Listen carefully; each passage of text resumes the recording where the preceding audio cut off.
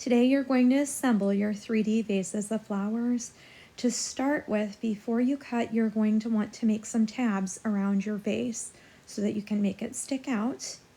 Those will be the areas where you'll be gluing it on. I started by gluing down one side, letting it dry, and then gluing the other side. Artists, when I cut out my flowers, I cut out 2 or 3 different layers so that I could put them together. I'm going to give you some examples of how I work, but I want you to make this vase of flowers your own and use your own ideas too, please. I want these to be 3-dimensional is to start to bend the petals. I can do that around my pencil just by kind of wrapping to bend some of those petals. I'm going to do the same thing underneath. Now, if you're having a hard time getting to some of these areas, you may want to take your cuts a little bit closer to the middle.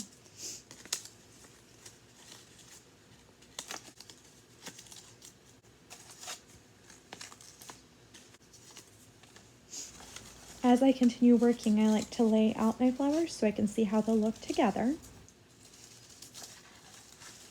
You can see if I can start to glue this together, it can make it look a little bit more 3-dimensional. Stick some glue right in the middle of that. It's really important that you don't match these up. We kind of want the petals to be different layers.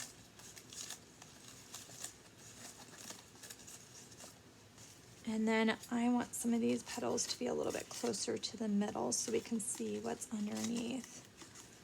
I'm going to do this carefully so I don't cut off some of these petals. This one on too. Now, if I had it around my house, I could even put some sunflower seeds right in the middle of my sunflower. That would be pretty fun. All right, so I'll let that sit and I can work on another flower. If I want to, I can twist them from the center. You guys can get creative. You've done 3D work recently, so hopefully you'll have some good ideas on ways to make these 3-dimensional. I'm going to glue this on the bottom, right here in the middle. Oops, that's a little bit more glue than I wanted. I'm okay if the white from the underside kind of pops out if we see some of that. Might look a little bit like a highlight or a different petal of that flower. And I'm going to put those off center so we can see the ones underneath a little bit better. All right, so I'll set this off to the side. I don't want to glue anything down yet because I may not like where I put them. All right, so I'm going to do something special with the daffodil. Daffodils have like the center, it almost looks like a little cup. And so I cut a triangle, and what I'm going to do is I'm going to actually turn it into a cone. So I want to bend it around so that it kind of does something like that. Now I could make roses this way too. So I'm going to put the glue on this side. And this can be a little bit tricky. I'm going to bend it so that this side goes over and touches that. This is not the exact shape I want on the top, but I can take my scissors once it's dry and I can fix that so that this part's not there. Now this actually looks a little bit like a calla lily too, which is another type of flower. All right, so now that I've got that cone, I want to stick it on. So I'm going to actually fold this so I have that surface area that we've talked about before. Put a little bit there and stick this on, and I need to let it dry for a little bit more, so I'm gonna have to hold it in place for a little bit longer so that it will stay.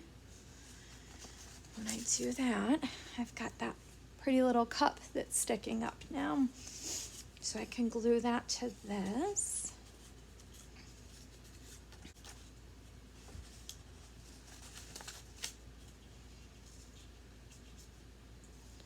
And isn't that a fun little flower?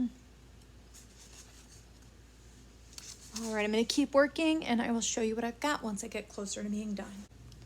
For the next flower, I'm going to use a technique that's called paper quilling. So the first thing that I want is a bunch of skinny, long strips of paper. just gonna cut a bunch myself.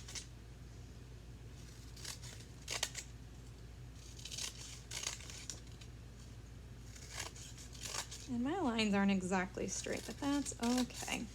All right, so now that I've got all these, I'm just gonna go ahead and cut them all off. Isn't that fun? All right, and I've got this piece of paper to glue them onto because the flower that I'm gonna do is long and skinny. So what I can do now is wrap it around.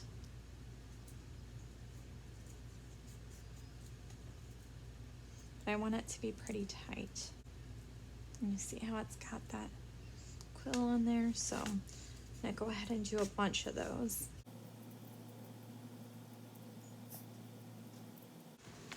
Now that I have a bunch of quills, I'm going to glue them onto my other piece of purple paper to make a flower.